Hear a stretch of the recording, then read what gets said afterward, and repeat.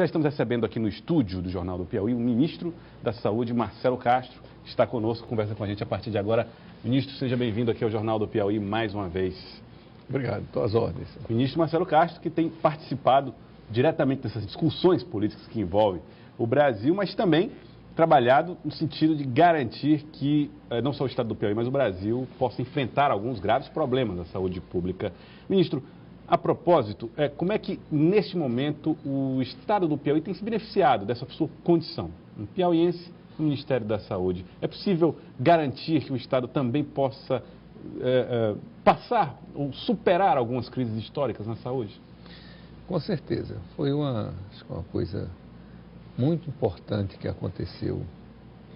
Eu ter a oportunidade de ser ministro da Saúde, embora num momento difícil, e poder ajudar estados de uma economia mais deprimida, como o Piauí e muitos outros. Então, quando eu cheguei no Ministério, Joelson, eu procurei fazer um levantamento para ver como os recursos do Ministério estavam sendo distribuídos. E, para a surpresa minha, é uma surpresa grande, mas para uma constatação, que eu já tinha informação relativa sobre isso, a maioria dos recursos do Ministério da Saúde vão exatamente para os estados mais ricos do país. Ou seja, a tendência é aumentar essas desigualdades. Quando a nossa Constituição prega exatamente o contrário, políticas para diminuir a desigualdade entre as regiões do país. Então, no levantamento que eu mandei fazer, o estado que tem o menor per capita de recursos, ou seja, o estado que recebe menos recursos por habitante do Ministério da Saúde é o estado do Pará. Depois vem o estado do Amazonas, do Maranhão, do Amapá e do Piauí. Então eu botei a minha lupa nesses 5 estados e tracei um plano de, olha, eu não posso passar aqui pelo Ministério da Saúde, sendo um nordestino, filho de um estado que tem carências que todos sabem, e deixar essa injustiça que existe hoje na minha ótica com a distribuição dos recursos da saúde. Então, durante esse período que eu estive no Ministério da Saúde, eu procurei compensar de alguma forma, estimulei, eu mesmo tomei a iniciativa de telefonar para os governadores, para apresentarem projetos, para habilitar novos serviços, para poder amenizar essa situação. Esses projetos vieram, ministro? Vieram aqui no Piauí, eu estou muito feliz de ter podido contribuir. Por exemplo, quando eu assumi o Ministério da Saúde, o governo do estado do Piauí, porque tem o dinheiro que vem para o Piauí, vem para o governo do estado, vem para o prefeito da capital, vem para os prefeitos municipais, que são 224 municípios, mas o dinheiro que vinha para o estado do Piauí eram 114 milhões de reais por ano. E durante esses 6 meses, 6 meses que eu estou à frente do Ministério, nós conseguimos aumentar esses recursos em 92 milhões de reais. Ou seja, praticamente nós dobramos os recursos para o Piauí nesse período. Mais de 200 milhões. Não chega a isso porque eram 114, exatamente, eram 114 e agora são mais de 200 milhões para o governo do estado. Além disso, nós mandamos outra quantidade para a Prefeitura de Teresina, habilitamos serviços de oncologia em Parnaíba, de UTI em Parnaíba, de nefrologia em Picos, de nefrologia em Bom Jesus. Quer dizer, nós procuramos atender todos os pedidos, colocamos recursos para o Hospital de Piripiri, de Campo Maior, de Parnaíba, de União, de São Raimundo Nonato, de Valença, de Floriano, de Bom Jesus, Oeiras, enfim. Todos aqueles que procuraram o Ministério da Saúde com propostas viáveis, necessárias, importantes, vários prefeitos de cidades do Piauí que procuraram, eu procurei atender na medida do possível. É evidente que eu gostaria de ter feito muito mais pelo meu estado e por essas regiões, pelo estado do Maranhão, pelo estado do Pará, que fiz muito, por todos esses estados, os estados nordestinos, os estados do norte que têm maior dificuldade, maior atraso na saúde, mas nós estamos vivendo um momento de grande dificuldade, de restrições, um horizonte longo de restrições orçamentárias. Mas eu não tenho a menor dúvida do que isso daí vai contribuir decisivamente para a melhoria da qualidade da assistência à saúde no Piauí. Por quê? Porque são recursos que vêm, não é recurso para uma construção de uma obra, que nós conseguimos muitos recursos para isso, porque vem uma vez e acabou. Não. Esses são recursos que virão este ano, que virão no ano que vem. Para manter o serviço. Para manter o serviço. De Teresina, por caso da Pronto. Nós ajudamos muito o Hospital de Urgência de Teresina, o Hospital HUT, o Hospital Universitário. Né? Vamos descentralizar a oncologia, que no Piauí só tem no São Marcos, vai ter agora também no Hospital Universitário. E em Parnaíba. Vai ter em Parnaíba, vai ter em Picos também, vai ter em Oeiras. Então, nós, muito provavelmente em Floriano, que essa que é a ideia minha e do governador Wellington Dias, é exatamente descentralizar os serviços de saúde para você desafogar, porque hoje o que a gente vê, quem viaja muito pelo interior, o Elivaldo, como você viaja, é a ambulância-terapia. Quer dizer, uma pessoa quebra um dedo em São Raimundo Nonato, pega uma ambulância e vem para Teresina. Não tem condições. Maternidade Evangelina Rosa lotada aí com dificuldade de fazer. Pronto, então nós temos que fazer essa descentralização. E os dois polos principais de saúde do Piauí serão Parnaíba e Picos, além de Teresina. Por quê? Porque são as regiões mais populosas. Parnaíba vai atender uma população de aproximadamente 600 mil habitantes e Picos vai atender uma população de 500 mil habitantes. Então, se a gente resolver todos os problemas de saúde dessa região em Parnaíba, todos os problemas de saúde dessa região em Picos, com mais um centro em Oeiras, Floriano, São Raimundo Nonato, Bom Jesus, a gente então faz um equilíbrio para você ter mais conforto. Você imagina uma pessoa que tem um problema de rim, que precisa fazer hemodiálise, que ele mora, suponhamos, em Avelino Lopes. Ele tem que se mudar para Teresina, porque senão...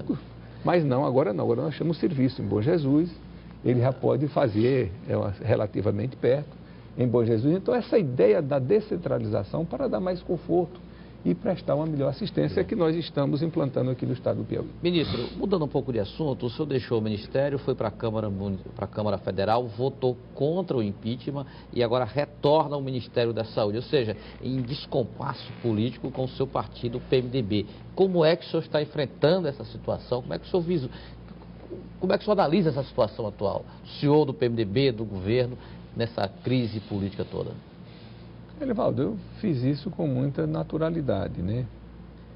E não é a primeira vez que eu me mantenho nessa linha de coerência, né? Isso é toda uma vida, né? Eu, entrevistado pelo repórter lá em Brasília, nas redes de televisões nacionais, e o repórter fazendo esse tipo de pergunta que você está fazendo aí, e como é que eu iria votar, eu digo, olha, eu estou no governo da presidenta Dilma, sou ministro. Saí hoje do ministério.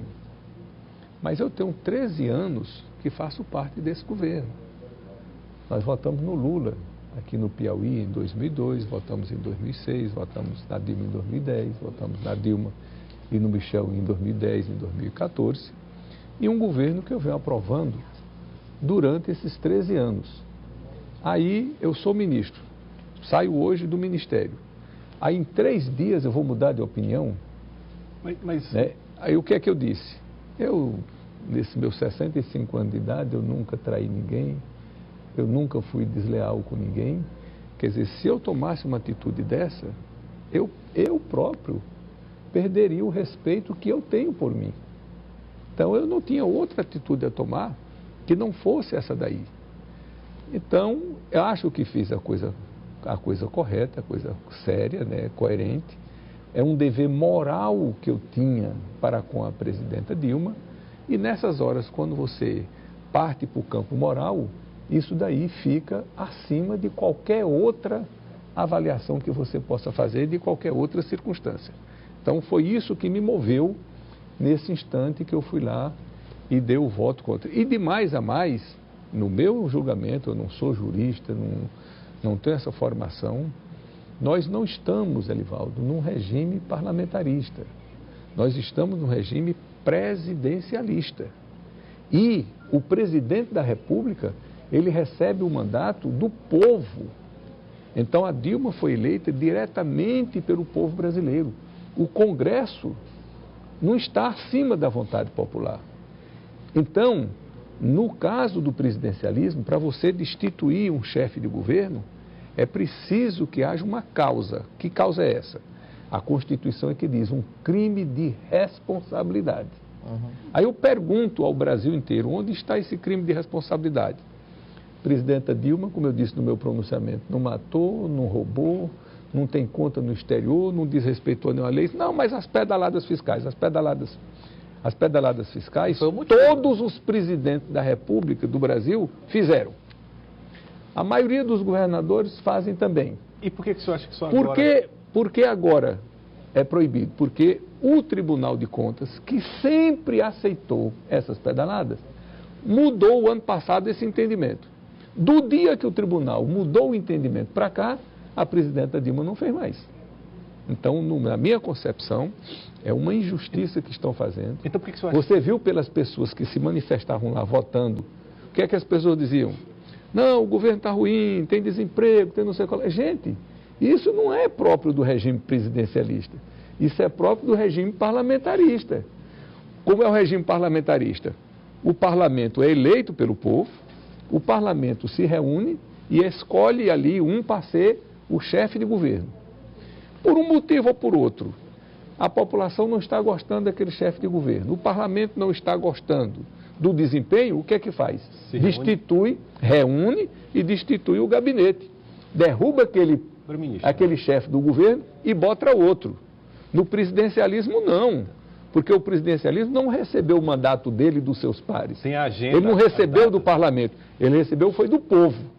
Então o parlamento não pode passar por cima da vontade do povo. Ministro, por que o senhor a não ser que o presidente tenha cometido um crime de responsabilidade, que no caso da presidenta Dilma, eu entendo que não houve. Agora, por que o seu partido está entendendo de maneira diferente? Por que Michel Temer, Eduardo Cunha entendem de outra maneira? Entendem que a presidente precisa sair? O senhor que acompanha esses bastidores, vê outros motivos além de simplesmente fazer justiça contra a presidente? Não é só o PMDB que está pensando assim. Sim, mas eu me refiro ao PMDB porque é o partido... Dos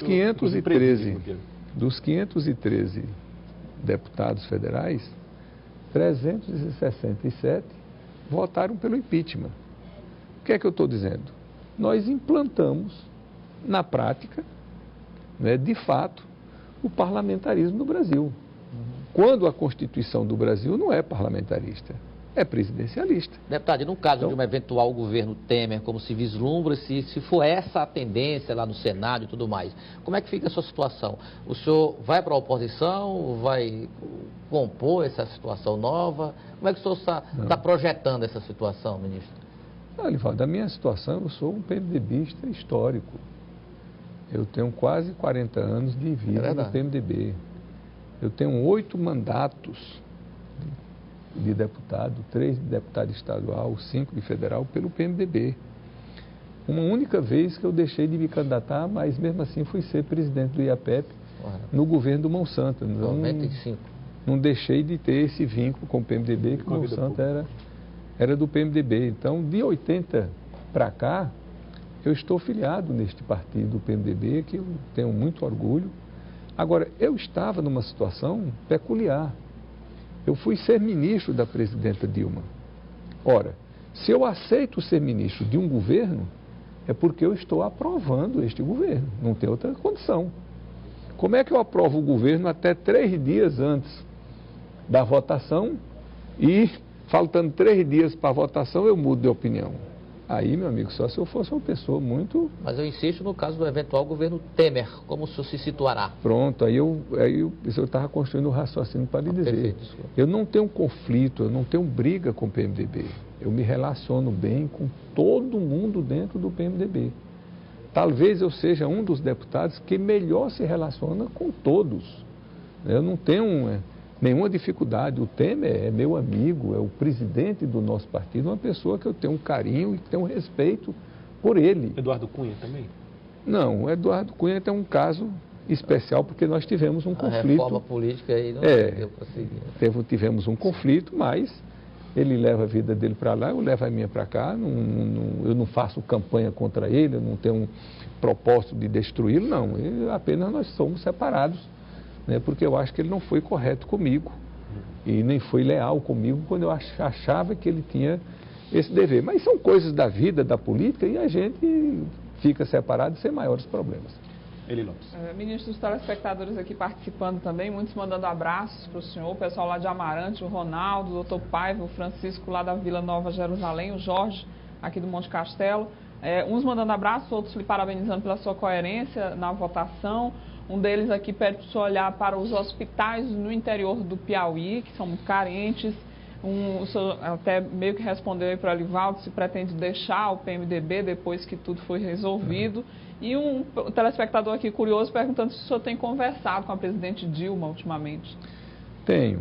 E a coisa que mais nos chama a atenção é a fortaleza da presidenta Dilma. É impressionante, Joelson, como a presidenta Dilma é uma pessoa forte, de personalidade. Quer dizer, todos esses acontecimentos, e a gente vai em audiência com ela, ela está lá equilibrada, altaneira, né, com humor estável, às vezes até com um sorriso e tudo, recebendo a gente de maneira afável. Então é muito impressionante o quanto ela é forte do ponto de vista da sua personalidade, né? Porque uma outra pessoa na situação dela poderia chegar lá, estar abatida, né, se queixando, não. Ela encara tudo com... Você acha que é possível reverter, inclusive, isso no Senado, ministro? Olha, em matéria de política, tudo é possível, mas não é fácil, a situação é muito adversa, né? O que está acontecendo no momento é que o mundo inteiro está tomando conhecimento do que está acontecendo e que a gente vê pelos noticiários internacionais, os maiores jornais do mundo inteiro, é de que a presidenta Dilma está sendo injustiçada. Quer dizer, as pessoas têm a compreensão do que é um regime presidencialista e sabem que para a pessoa ser deposta do seu cargo, é preciso que ela tenha cometido algum crime. Ela não cometeu crime nenhum. Ela não desrespeitou nenhuma lei do país e ela talvez seja uma das poucas unanimidades nacionais de que ela é uma pessoa honesta. O senhor segue na presidência do Diretório Estadual do PMDB ou se licencia como fez quando assumiu o Ministério da Saúde? Não, Elivaldo, eu tenho que ter a preocupação para não prejudicar o meu partido. Então, quando eu fui escolhido ministro, eu vi que a atividade de ministro da Saúde era uma atividade tão exaustiva que iria cobrar tanto de mim que eu não teria tempo para me dedicar ao partido. Então, imediatamente eu me afastei. Mas o que nós estamos vendo é que essa decisão será agora, está iminente. Então, um pouco dia mais ou menos, eu vou retornar para o comando aqui do partido, então não há necessidade desse afastamento. Se houvesse, eu faria sem nenhum constrangimento. O meu primeiro vice é o João Henrique, uma pessoa extraordinária, uma pessoa muito dedicada, um PMDBista muito forte, uma pessoa de grande projeção aqui no Estado e nacional e que nesse afastamento meu fez um trabalho extraordinário à frente do partido. Eu quero agradecer ao ministro da Saúde, Marcelo Castro, que participou conosco aqui do Jornal do Piauí. Muito obrigado pela sua participação aqui hoje.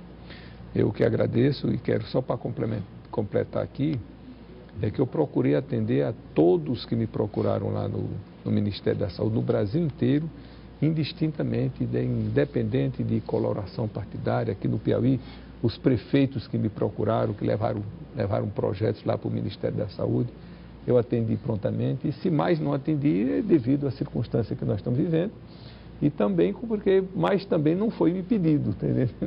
Mas eu me fiz o esforço máximo para que eu pudesse ter essa sensação que tenho hoje de que eu não perdi essa oportunidade de ajudar não só o meu estado, mas os estados mais pobres da federação com essa passagem minha pelo Ministério da Saúde.